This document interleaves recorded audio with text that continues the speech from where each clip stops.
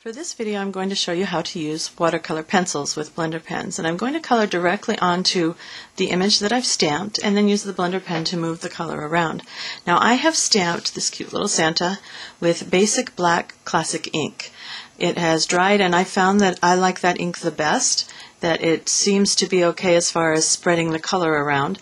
It does not bleed as much as others might. If you were using something that was really wet, like a paintbrush or an aqua painter, I would definitely use the black Stays-On ink to stamp the image. Now, what I'm going to do, and I've already put a little bit of color in here, you can see a little bit of red right there on his suit, but the gist of the whole thing is to take your color, your pencil, and color where you think the darkest part of the darkest part is going to be of his image. You can color as much or as little as you want to. I usually tend to just color the shadows or around the outside. So if you notice, I'm just coloring around the outside of his little black gloves and his little black feet. Okay. Once you're done with that, you start coloring with your blender pen. Now, what I'm doing is making sure that my blender pen doesn't have anything in it, and it did from before, so it's a good thing I checked. And then you're going to just start moving the color around. The nice thing about the blender pen, you don't have to sit there and try to control a brush. You can just take the blender pen and move everything all over, and you'll notice that he's starting to look like he's watercolored. Now I have one that I've partially done that I'll go ahead and finish up.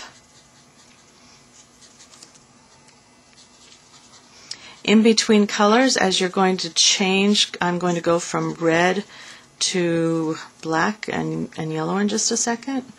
You just wipe it off like you would a watercolor brush. Then you start coloring again.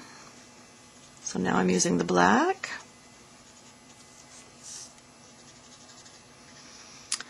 And it kind of gives it a nice little shadowed effect because I am not coloring in the whole thing with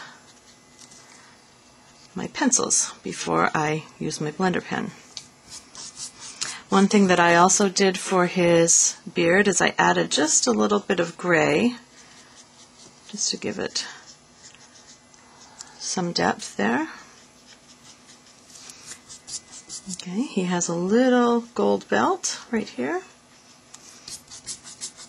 And then the last thing, I gave him a little bit of pink on his cheek and his nose. Okay, I know that's not the best lighting, but you can kind of get the idea of how you're going to do it. Now for the card that I was planning to make, I was going to actually cut him out. So I ended up cutting him out and mounting him on, whoa, you can't see that. Hang on, let's zoom out. There we go. I cut him out and I mounted him with dimensionals on top of this little gift card holder, and I also stamped the back of it with white ink and my itty bitty backgrounds stamp set that I've had forever, and that's it. Inside of it is a gift card holder. Just open that up so you can see that, and we'll pretend that there's a gift card in there. There's nothing in there right now.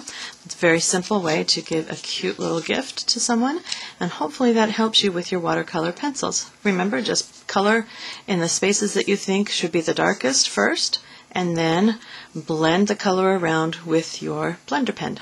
That's it. Enjoy. Happy stamping.